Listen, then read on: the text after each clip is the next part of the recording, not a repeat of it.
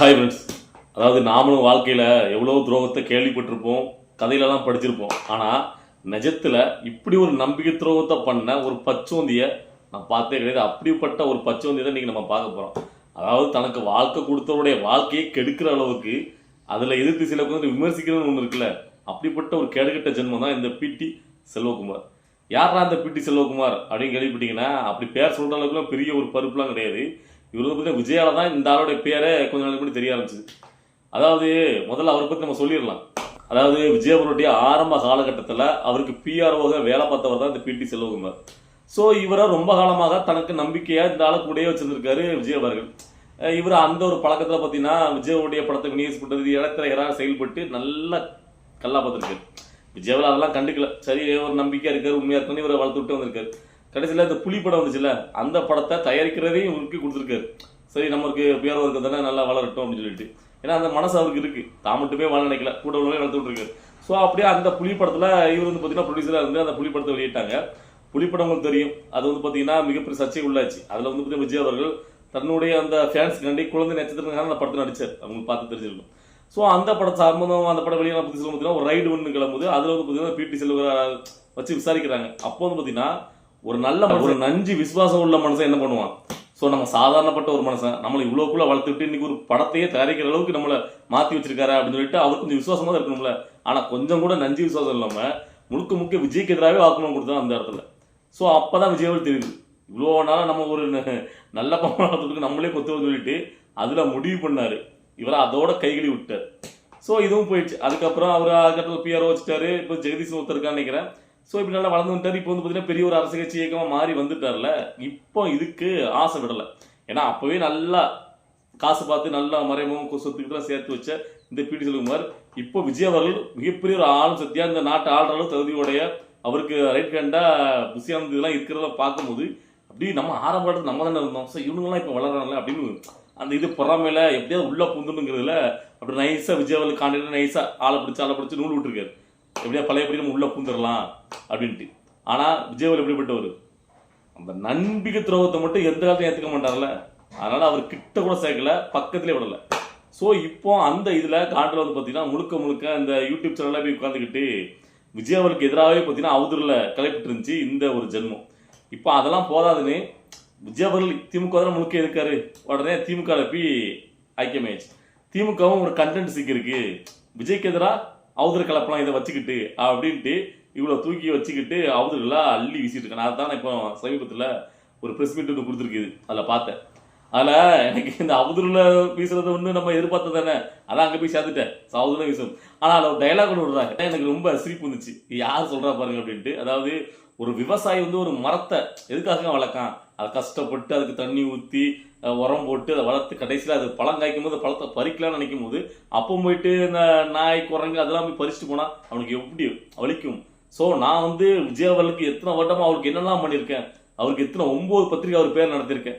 ரசிகன், பிரியமுடைய விஜய், அப்படி இப்படி எவ்வளோ நான் அவருக்கு அவருடைய போட்டோ தூக்கிட்டு நான் வந்து எப்படி அலைஞ்சேன் கத்தையே விடுறேன். நீ எல்லாத்தையும் எதுக்காக பண்ண, ஓசிக்கு பண்ணியா நல்லா கேட்குறேன். அவர் சம்பளம் கொடுத்து ஒன்று பிஆர்ஓ வச்சிருக்காரு.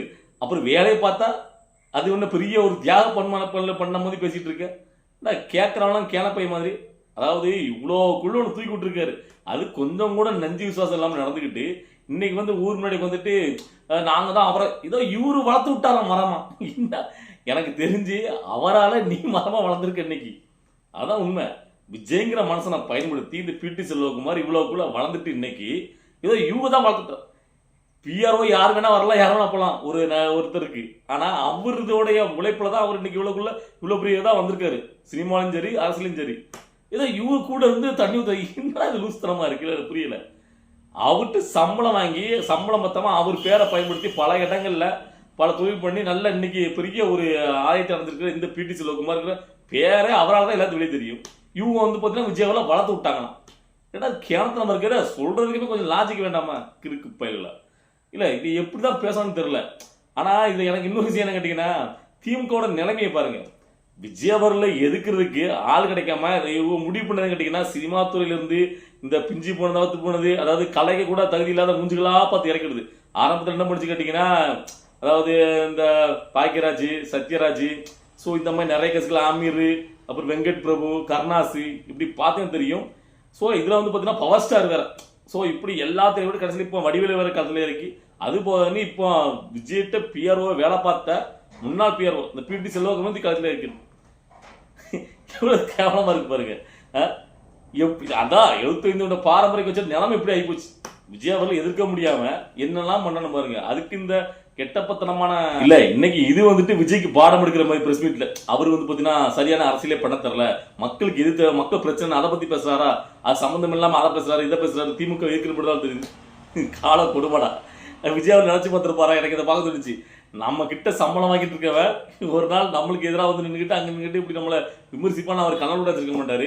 ஸோ அதான் அதாவது அவர் நல்லது நினைச்சு பண்ண போற நிறைய விஷயங்கள் கெட்டதான் இது. நிறைய பேருக்கு நல்லது நினைச்சு அது நல்ல மனசுல உதவி பண்றாரு, கடைசியில் அதுங்களே எதிராக நின்றுட்டு சரி ஓகே இந்த மாதிரி எத்தனை எட்டப்பன் வந்தாலும் விஜயாவில் ஒண்ணுமே பண்ண முடியாது. ஏன்னா அவர் மனசு தங்கம். ஸோ அவர் ஜெயிச்சு முன்னேறி போயிட்டு தான் இருப்பாரு. இவங்க எல்லாம் கடந்து கதறிட்டே கிடக்க வேண்டியதான். ஏன்னா அந்த புத்தி அந்த மாதிரி புத்தி இல்லை. அதுக்கப்புறம் இன்னொரு முக்கியமான ஒரு விஷயத்துக்கு ஒரு பதில் விளக்க கொடுக்க வேண்டியிருக்கு. இப்போ சோசியல் மீடியா ஃபுல்லா பாத்தீங்கன்னா விஜய் அவர் அன்னைக்கு புதுச்சேரியில் பேசின அந்த விஷயத்தை எடுத்து வச்சுக்கிட்டு அவன் ஏதோ ஒரு புத்திசாலியா அறிவாளித்தனமா விமர்சனம் பண்ணிட்டு இருக்காங்க. விஜய் அவருக்கு எதுவுமே தெரியல, அவருக்கு எழுதி கொடுக்குறோம்னா சரியா எழுதி கொடுக்க வேண்டாமா அப்படின்னு ரொம்ப நக்கலா பேசியிருந்தாங்க. விஜய் அவர்ல எதிர்த்து அரசியல் பேசக்கூடிய அந்த வாடகைகள் எல்லாம் அவங்களுக்கு தான் ஒரு தரமான ஒரு பதில் விளக்கத்தை இதன் மூலம் கொடுக்கணும்னு நினைக்கிறேன். அதாவது அன்னைக்கு விஜய் அவர்கள் பேசும்போது இந்தியாவிலேயே பாத்தீங்கன்னா புதுச்சேரியில தான் ரேஷன் கடை மூலமா கொடுக்கக்கூடிய ரேஷன் பொருட்கள் கொடுக்காம அந்த மக்களுக்கு விநியோகமா இருக்காங்க. அது இப்ப நம்மளுக்குலாம் நம்மளால மாநிலத்தை கொடுக்குற மாதிரி அரிசி பருப்பு சர்க்கரை எல்லாமே கொடுக்கப்படல, இதை அமல்படுத்தணும் அப்படின்னு தன்னுடைய அந்த பேச்சுல சொன்னார். இப்ப இதை எடுத்துக்கிட்டுலாம் அவ்வளவு வரும். அதாவது இவருக்கு என்ன தெரியுது, அங்கெல்லாம் ரேஷன் கடைகள்லாம் இருக்கான்னு செய்யுது, என்ன ரேஷன் பொருட்கள் கொடுக்காம அதுக்கு உண்டான அந்த மானியத்தை கொடுக்காங்க, எல்லாருக்குமே கொடுத்துட்டு இருக்காங்க மக்களுக்கு. அதாவது கொஞ்ச நாள் ட்ரையல் பார்த்தாங்க இடைப்பட்ட காலத்துல, திரும்ப வந்து பார்த்தீங்கன்னா இப்போ திரும்ப பழையபடி பார்த்தீங்கன்னா ரேஷன் கார்டு மூலமா எல்லாம் கொடுத்தா இருக்காங்க. 2024 இருந்து அறிமுகமாயிட்டு இருக்கு. அப்படி எப்படின்னு அவன் பயங்கரமா அதாவது புத்தாத்தனமா உருட்டானுங்க. ஏண்டா வெண்ணைகளா, அவர் எப்பமாவது ரேஷன் கடைகள் இல்லை அப்படின்னு சொன்னாரா? ரேஷன் பொருட்கள் அரிசி சர்க்கரை வெள்ளை இதெல்லாம் கொடுக்கப்படலாம் அந்த மக்களுக்கு ரேஷன் கடைகள் மூலமா அப்படின்னாரு. ஆமா கொடுக்கப்படல தானே. 2024 அப்புறம் தானே இப்போ வந்து பாத்தீங்கன்னா ரேஷன் கார்டுகள் மூலமா இது பண்ணிட்டு இருக்கீங்க. அது வரைக்கும் என்ன பண்ணீங்க, மானியம் தானே கொடுத்தீங்க. அவரு மானியத்தை பத்தி பேசலையே, ரேஷன் பொருள் கொடுக்கறது தானே சொன்னாரு. அது உண்மை தானே, இருந்தது உண்மை தானே. அப்புறம் என்ன புத்திசாலித்தனமா தூக்கிட்டு வரீங்க? 2024 அப்புறம் கொடுத்துட்டான்னு சொல்றீங்க. 2024 அப்புறமே எல்லா மக்களுக்குமே அது போய் சேரல. பாண்டிச்சேரியில் உள்ள மக்கள் இப்ப நம்ம கண்டிப்பா சொல்றாங்க விஜய் சொன்னது உண்மைதான், எங்களுக்கு அந்த பிரச்சனை இருந்து சொல்றாங்க. ஆனா இங்க உள்ளவனு பாத்தீங்கன்னா அவருக்கு எதுவுமே தெரியல, அவருக்கு என்ன தெரியும், அவருக்கு தான் அரசியல் பத்தி உண்மையை தெரிஞ்சு சொல்லி அதை அப்படி ஒரு இமேஜ் கட்டமே இருக்காண்டி ஏன் இந்த பழக்கம்னு கேட்க. அப்புறம் இன்னொரு விஷயம், அதாவது கேட்டீங்கன்னா மாநில அந்தஸ்து கேட்கிறாரு. அன்னைக்கு ரங்கராஜ் பாண்டே சொல்றாரு, எப்படி 20 லட்சம் தொகுதிக்கு எப்படி ஒரு மாநில அந்தஸ்து கொடுக்க முடியுமா? அப்படி பார்த்தா தமிழ்நாட்டில் எவ்வளவு தொகுதி இருக்கு. சரி ஓகே, அப்ப அது தமிழ்நாட்டோட இணைச்சிட்டு போயிட வேண்டியதானே. எதுக்காக இன்னும் பாத்தீங்கன்னா தனியா ஒரு பாத்தீங்கன்னா ஒரு பிராந்தியம் வச்சுட்டு ஒரு யூனியன் பிரதேசம் வச்சுட்டு இருக்கணும்னு கேட்கிறேன். அது தமிழ் அவங்களும் தமிழ்ல தானே பேசுறாங்க. ஒன்னா தமிழ்ல இருக்கிற மாதிரி இன்னொரு மாவட்டமா இருந்துச்சு, ஒன்னா சேர்த்து போயிட வேண்டியதானே கிடையாது. எதுக்கு தனியா ஒரு யூனியன் பிரதேசம் வச்சுட்டு இருக்கணும் அப்படின்னா இல்ல. அதாவது அவருக்கு என்ன பேசினாலும் அது நொட்டை கண்டுபிடிக்கணுமா, அவருக்கு எதுவுமே தெரியாது. ஏன்னா இவங்களுக்குலாம் எல்லாம் தெரியும்ல. இவங்க உட்காந்து ஒரு 4 புத்தகத்தை உட்காந்து படிச்சுட்டா எல்லாம் இவங்க அறுவழி, மற்ற எல்லாரும் வந்து கெட்டவன் புத்திசாலி இல்லாதவன், இவங்க மட்டும் தான் புத்திசாலி. சோசியல் மீடியா அப்படிதான் நிறைய பேர் பேசிக்கிறானுங்க. அவர் வந்து பார்த்து படிக்காரு, அவர் யாரை எழுதி கொடுத்ததை படிக்காரு. ஏய் இங்க அவ்வளவு பேரும் இந்த புத்தகம் மூலமா அறிவு வழக்கம் சொல்றீங்களே, அதெல்லாம் என்னது? யாரோ ஒருத்தர் ஏதோ ஒரு காலத்துல எழுதி வைக்கப்பட்டதான் நீங்க படிச்சு இங்க வந்து பேசுறீங்க, ஒப்புவிக்கீங்க. அதான் நான் தன்னிச்சையெல்லாம் அவ்வளவு பேருங்களாம் பேசல. தன்னிச்சையா பேசினா நீங்க சொந்தமா பேசக்கூடிய சில வார்த்தைகள் தான். அதுலதான் உருட்டு முன்னன் சீமானவர் உருட்டி தலைவராரு, என்ன வேணா பேசுறான்ட்டு. அவரு ஒன்றும் பட்டி பஞ்ச பேச்சாளர் கிடையாது. எல்லாத்தையும் எடுத்தோடனே அப்படியே மானப்படமா வச்சு ஒப்பிச்சு அடிக்கிறதுக்கு. அவரும் சாதாரண மனுஷன், சினிமாவில் தொழில் சினிமா தாண்டி பரிசு வந்திருக்காரு. இப்போ எழுதி வச்சு படிக்கல, உனக்கு என்ன பிரச்சனை? சொல்ற கருத்தை பத்தி பேசு. இப்போ சொல்றல அதுக்கு நாங்கள் பயிர் விளக்கம் கொடுத்துட்டோம், அந்த பிரச்சனை அங்கே இல்லாம இருந்துச்சா? ஸோ இப்படி இவனுங்க தான் புதுசில கணக்கா மற்ற யாருக்குங்க அறிவில்லாத மாதிரி. இல்லை சில பேர் வந்துடா நம்ம கமெண்ட் நம்ம விஜய்க்கு சப்போர்ட் பண்றோன்னு. நீ உண்மையான தமிழனா? நீ எனக்கு நீ தெலுங்கானா இருப்பான்னு நினைக்கிறேன். தமிழனா தான் விஜய்க்கு சப்போர்ட் பண்ணுவியா? ஏன்னா சீமான் தான் பார்த்தீங்கன்னா தமிழக குரல் கொடுத்துருக்காரு, அவரை எதிர்த்து முழுக்க அவரே விமர்சனம் பண்ணிட்டு இருக்கு. அப்படி நேரத்தை ஒருத்தர் கமெண்ட் போட்டிருக்கேன். என்னத்த சொல்ல? ஏண்டா தமிழ் குரல் கொடுத்து வெளிப்படையா நீங்க வந்து பாத்தீங்கன்னா பேச்சில் பேசிட்டா அவரெல்லாம் தமிழுக்காக குரல் கொடுத்தா தமிழுக்காக தலைவனாக இருக்க முடியுமா? இல்லை கேட்கிறேன். சீமான் எந்த இதுல உண்மையான இருக்காரு, ஒரே விஷயத்துல நிலைப்பாடோட இருக்க சொல்ல வைப்போம். எதுலையாவது ஒரே நிலைப்பாடோட உண்மையா இருக்காரா இது வரைக்கும்? எப்பரா நம்பி வந்து பாத்தீங்கன்னா அப்படி இன்னும் அலைஞ்சிட்டு இருக்கேன் அவர் பின்னாடி, அவர் வந்து தமிழகத்துக்கு நிப்பாட்ட போறாருன்னு புரியல. அதாவது ஒருத்தரால என்ன செய்ய முடியும், நான் வந்து இதை செய்வேன்னு தெளிவா அறிவிச்சு பிராக்டிக்கலா அதோட நீ கூட மனுஷன் தேவை. எனக்கு விஜய்கள் மேல ஏகப்பட்ட விமர்சனங்கள் இருக்கு. அவர் வந்து கட்சி நிலைப்பாட்டிலே சில விமர்சனங்கள்லாம் இதுதான் செய்யுது. இருந்தாலும் ஆதரிக்கும். இந்த உண்மையிலே ஒரு மாற்றம் வேணும், அவரால் தான் கொடுக்க முடியும். இந்த திராவிடத்துக்கு மாற்றா இங்க உள்ள திமுக எதிராக அவரால் மட்டும் தான் வர முடியும் நான் நம்புறேன். இங்க சீமான் அப்படியா நினைச்சிட்டு இருக்கீங்க நீங்க? என்ன சொல்ல ஒன்றும் சொல்ல முடியாது. நீங்க வந்து பாத்தீங்கன்னா இன்னும் இந்த உணர்ச்சி கிளம்புல சீமான் தான் தமிழுக்கா நிக்க நினைச்சிட்டு இருக்கீங்க.